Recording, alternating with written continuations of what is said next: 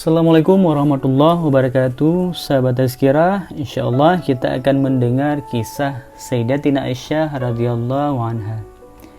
Sayyidatina Aisyah binti Abu Bakar merupakan perempuan yang dinikahi baginda Nabi Muhammad SAW ketika masih dalam keadaan gadis.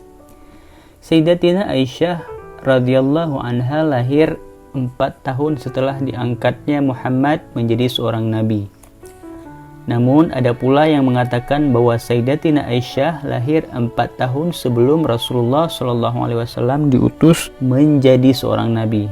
Ibu Sayyidina Aisyah bernama Ummu Ruman binti Amir bin Uwaimir bin Abdi Syam bin Kinanah yang meninggal dunia pada waktu Rasulullah SAW masih hidup, yaitu tepatnya pada tahun ke-6 Hijriah. Sedangkan ayahnya Sayyidina Abu Bakar adalah orang yang begitu dekat dengan Rasulullah SAW.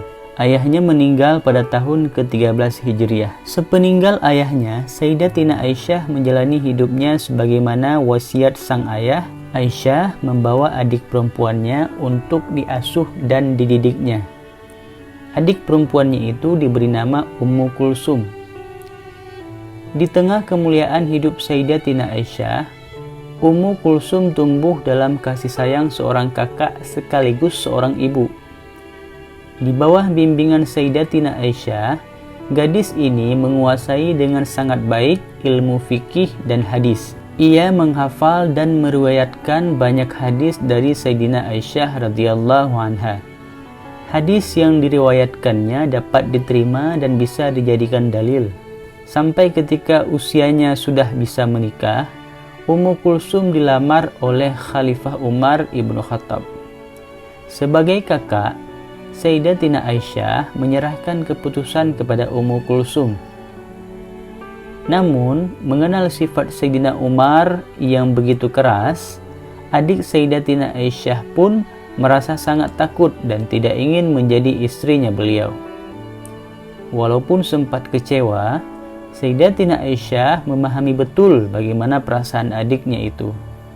Hingga kemudian Sayyidatina Aisyah meminta salah seorang sahabatnya Nabi SAW yang bernama Sayyidah Amir bin As radhiyallahu anhu untuk menyampaikan hal itu kepada Sayyidina Umar dengan cara sehalus mungkin.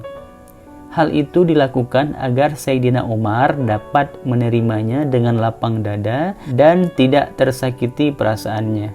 Setelah itu, adik Aisyah menikah dengan Sayyidina Talhah bin Ubaidillah radhiyallahu anhu.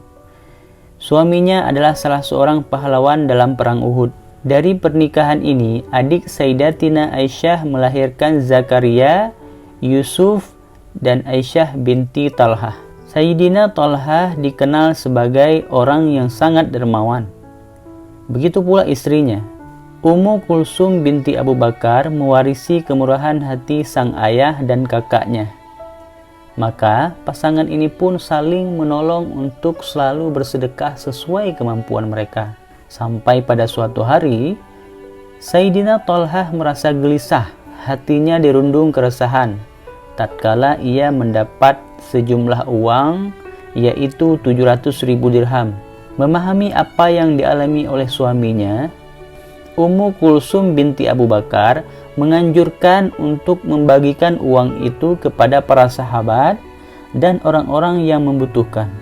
Ia pun menjalankan saran dari istrinya itu. Talhah radhiyallahu anhu hanya menyisakan sekitar 1.000 dirham untuk istrinya. Ternyata Ummu Kulsum benar-benar mewarisi sifat kedermawanan dari kakaknya itu.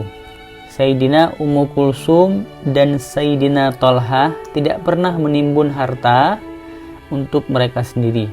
Mereka selalu menyedekahkan apa yang mereka miliki.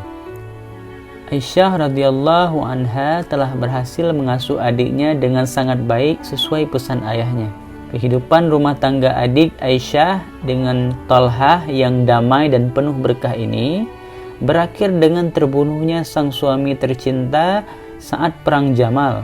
Ummu Kulsum kemudian menikah lagi dengan Sayyidina Abdurrahman bin Abdullah bin Abi Tabi'ah radhiyallahu anhu. Dari pernikahan ini ia dikaruniai 5 orang anak. Wanita mulia ini menghabiskan hari-harinya di Madinah mengurus keluarga dan mengamalkan ilmu yang dimilikinya itu. Menurut sebuah riwayat, Ummu Kulsum wafat pada 58 Hijriah. Peristiwa ini terjadi tak lama setelah kakaknya Aisyah meninggal dunia. Semoga kisah ini bermanfaat dan menjadi tauladan bagi kehidupan kita sehari-hari.